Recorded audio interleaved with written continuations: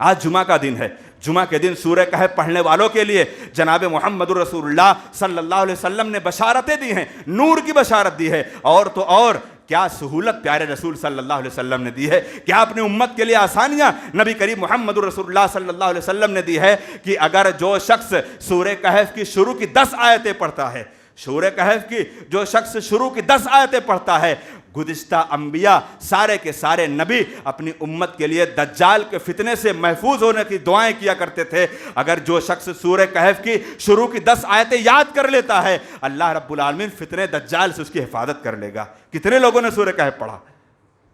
سب سے بڑی خوشی کی بات تو یہی ہو جائے اللہ رب العالمین ہمیں جمعہ کے دن اذان سے پہلے مسجد میں حاضر ہونے کی توفیق دے دے، تب تو ہم پڑھیں گے۔ یہ سورہ کہف کا مقام و مرتبہ، یہ سورہ کہف پڑھنے، سورہ کہف کی تلاوت کرنے کا یہ اللہ کے رسول صلی اللہ علیہ وسلم نے یہ مقام و مرتبہ دیا ہے، اور ہم قرآن مجید کے اندر، قرآن مجید سے ہمارا تعلق، قرآن مجید سے ہماری زندگی سے کس طریقے سے بے راہ روی اور یہ طریقے سے قرآن مجید سے اعراض ہمیں عذاب الہی کی طرف لے جاتا ہے۔ قرآن مجید سے اعراض کرنے والا عذاب الہی کا منتظر ہو جائے کہ اللہ رب العالمین اس سے اعراض کرتا ہے اور اللہ رب العالمین اس کے لیے عذاب تیار کرتا ہے۔ اللہ رب العالمین نے کہا وَمَنْ أَعْرَضَ عَنْ ذِكْرِي فَإِنَّ لَهُ مَعِيشَةً ضَنْكًا وَنَحْشُرُهُ يَوْمَ الْقِيَامَةِ أَعْمَىٰ قَالَ رَبِّ لِمَ حَشَرْتَنِي أَعْمَىٰ وَقَدْ كُنْتُ بَصِيرًا قَالَ كَذَلِكَ أَتَتْكَ آيَاتُنَا فَنَسِيتَهَا وَكَذَلِكَ الْيَوْمَ تُنسَىٰ۔ جس نے میرے قرآن سے اعراض کیا، جس نے میرے ذکر سے اعراض کیا، جس نے میری نصیحت سے اعراض کیا، جس نے اللہ رب العالمین کے گھر میں نماز سے اعراض کیا، جس نے اللہ رب العالمین کے راستے میں زکوٰۃ صدقات سے اعراض کیا اور اللہ رب العالمین کی راہ میں خرچ کرنے سے اعراض کیا، اللہ رب العالمین کہے گا وَنَحْشُرُهُ يَوْمَ الْقِيَامَةِ أَعْمَىٰ، ہم قیامت کے دن اس کو ہم اندھا اٹھائیں گے اور دنیا کے اندر کیا کریں گے؟ وَمَنْ أَعْرَضَ عَنْ ذِكْرِي فَإِنَّ لَهُ مَعِيشَةً ضَنْكًا۔ آج دنیا دیکھ لے کہ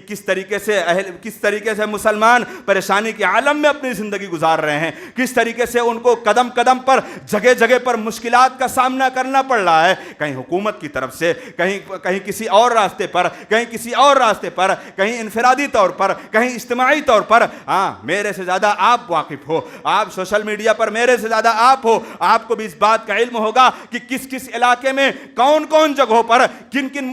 مشکلات اور کن کن مصائب و آلام سے مسلمان دوچار ہے، لیکن اپنے آپ کو وہ اس راستے پر لانے کے تیار نہیں ہے جس راستے پر اللہ رب العالمین نے کہا وَيُخَوِّفُ اللَّهُ بِهِ عِبَادَهُ يَا عِبَادِ فَاتَّقُونِ، وہ لانے کو تیار نہیں ہے۔ اللہ بار بار کہہ رہا ہے اے اللہ کے بندو آ جاؤ، اب تو ڈرنے والے بن جاؤ، اب تو ڈرنے والے بن جاؤ اور اللہ رب العالمین کے ماننے والے بن جاؤ۔ اور اللہ رب العالمین قرآن مقدس کو نازل فرما کر ایک مومنوں کے لیے، اہل ایمان کے لیے، جس بستی میں، جس قبیلے میں، جس ملک میں، جس معاشرے میں، جس سوسائٹی میں اس قرآن مجید کو پڑھنے والے، اس قرآن مجید کے مطابق عمل کرنے والے اور امر بالمعروف نہی عن المنکر کرنے والے موجود ہوں گے، اللہ کا فضل ہوگا، اللہ ان کے اوپر عذاب نہیں دے گا۔ وما کان ربک لیہلک القری وما کان ربک لیہلک القری بظلم واہلھا مصلحون۔ اللہ رب العالمین اس قوم پر کبھی عذاب اور کبھی ہلاکت کبھی اللہ نہیں ڈالے گا، لیکن جب اس وقت اس کے اندر جب اصلاح پسند لوگ ہوں گے،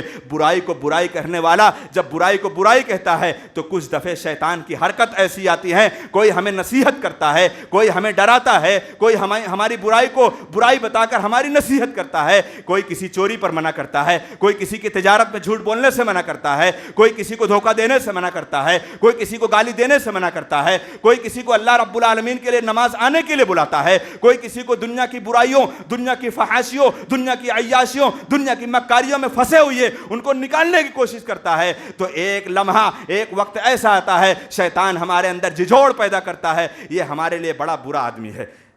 جو ہمارے لیے نصیحت کرے، جو ہماری اصلاح کرے، جو ہماری پیروی کرے، جو ہمیں اللہ اور اس کے رسول کی تعلیمات سے روشناس کرائے۔ بعض دفعہ شیطان کی حرکتوں سے اس کو یہ لگتا ہے کہ یہ ہمارے لیے برا ثابت ہو رہا ہے اور حقیقت میں وہی اس کے لیے اچھا انسان ہے۔ کیوں؟ کیونکہ اللہ رب العالمین نے 10ویں پارے کے اندر اللہ رب العالمین ارشاد فرمایا وَمَا كَانَ اللَّهُ مُعَذِّبَهُمْ وَهُمْ يَسْتَغْفِرُونَ وَمَا كَانَ اللَّهُ مُعَذِّبَهُمْ وَهُمْ يَسْتَغْفِرُونَ۔ اللہ رب العالمین نے کہا بے شک انسانی زندگی کے اندر اللہ رب العالمین دو جگہوں پر، دو موقع پر اللہ رب العالمین عذاب نہیں ڈالتا۔ اگر اللہ کے وہ نیک بندے جنہوں نے قرآن مجید سے اپنا تعلق مضبوط کیا ہے، جنہوں نے قرآن مجید کو اس کا حق ادا کیا ہے، اور جنہوں نے قرآن مجید کی اس کی تعلیمات کے مطابق اپنی زندگی گزاری ہے، کبھی وہ اللہ رب العالمین کی رحمت سے نا امید اور نا مایوس نہیں ہو سکتے۔ اللہ رب العالمین نے کہا ان الذین یتلون کتاب اللہ واقاموا الصلاۃ وانفقوا مما رزقناہم سرا وعلانیہ یرجون تجارۃ لن تبور۔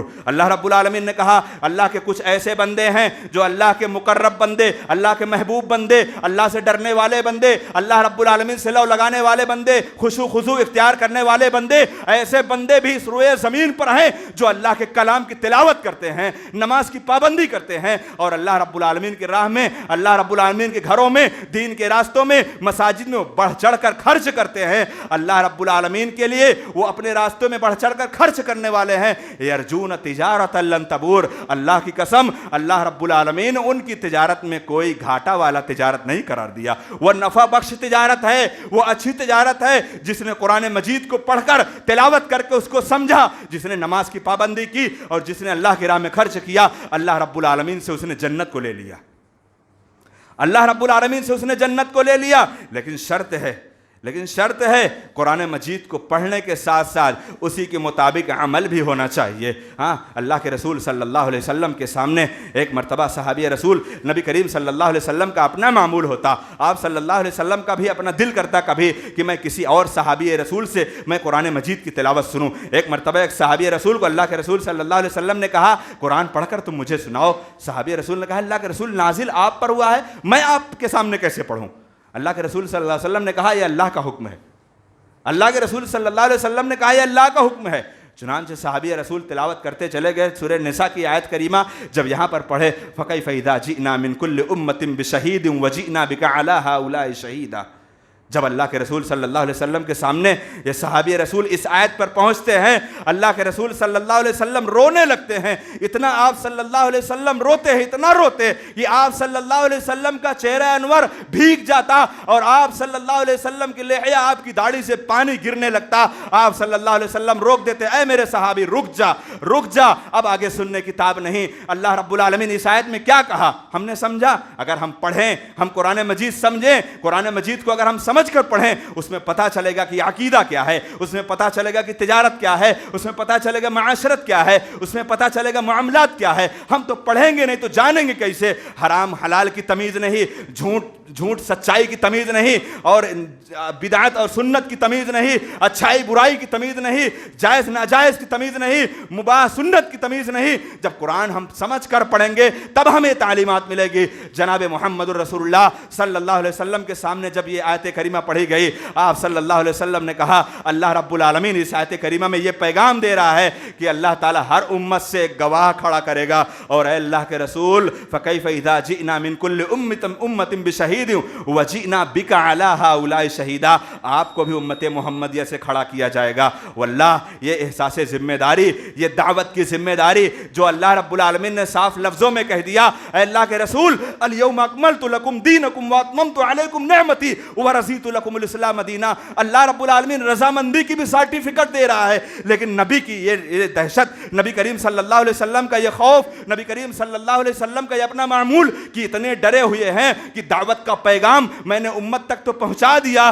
لیکن اللہ رب العالمین جب کھڑا کرے گا قیامت کے دن کیا جواب دوں گا؟ بتلاؤ، یہ احساس ذمہ داری ہمارے اندر ہے کہ نہیں؟ ہم نے ہر نماز میں پڑھا ایاک نعبد و ایاک نستعین، اے اللہ ہم تیری ہی عبادت کرتے ہیں، تجھ سے ہی مدد طلب کرتے ہیں۔ کیا یہ عملی طور پر ہماری زندگی کے اندر بھی ہو جاتا ہے؟ اگر ہے الحمدللہ بہت اچھی بات ہے، اور اگر نہیں ہے تو پیدا کرنے کی ضرورت ہے۔ آئیے رب العزت سے دعا کرتے ہیں بار الہ ہم تمام اہل ایمان کو قرآن مجید سے ہمارا وہی تعلق رکھ دے بار الہ جو تعلق اللہ کے رسول صلی اللہ علیہ وسلم کے جانثار صحابہ کرام کا تھا۔ اللہ رب العالمین ہماری زندگی کے اندر سب سے پہلے قرآن مجید پر ایمان، پھر قرآن مجید کی تلاوت، پھر قرآن مجید کو اس کے معنی مفاہیم، اور پھر قرآن مجید کو اس کو اصول تجوید کی بنیاد پر اور اسی طریقے پر اللہ رب العالمین پڑھنے کی توفیق عنایت فرما دے۔ اللہ رب العالمین ہمیں قرآن مجید کی تلاوت کے ساتھ ساتھ نماز کی پنجگانہ ادائیگی، اللہ رب العالمین بہت افسوس کی بات ہوتی ہے، بہت رونا آتا ہے صلاۃ فجر میں 3 آدمی 4 آدمی،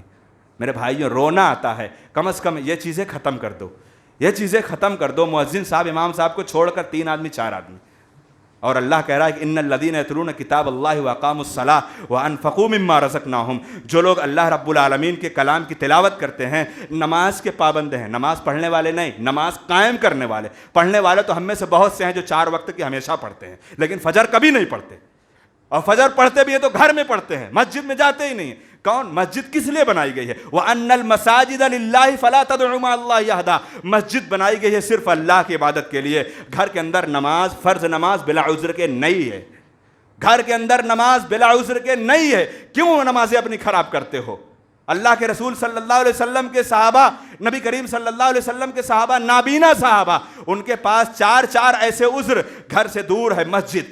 کوئی رانے والا نہیں، راستہ اچھا نہیں، کوئی میری حمایت کرنے والا نہیں، روشنی نہیں، اللہ کے رسول کیسے مسجد میں آؤ؟ اللہ کے رسول صلی اللہ علیہ وسلم نے کہا حی علی الصلاۃ سنتے ہو؟ انہوں نے کہا نعم۔ اللہ کے رسول صلی اللہ علیہ وسلم نے کہا تب واجب ہے مسجد میں آنا۔ بتلاؤ کیا عذر یہ ہمارے پاس بھی ہے؟ اللہ رب العالمین ہمارے اندر سب سے پہلے اللہ رب العالمین سے محبت اور اللہ رب العالمین کے عذاب سے ڈرنے کے اللہ رب العالمین توفیق عنایت فرما دے۔ اللہ رب العالمین جب تک دنیا میں زندہ رکھے، اسلام پر زندہ رکھے، ہمارا خاتمہ ہو ایمان پر ہو۔ بار الہ ہم میں جو بڑے بڑے بیماریوں میں ہمارے بھائی، ہمارے بہنیں اور جو ہمارے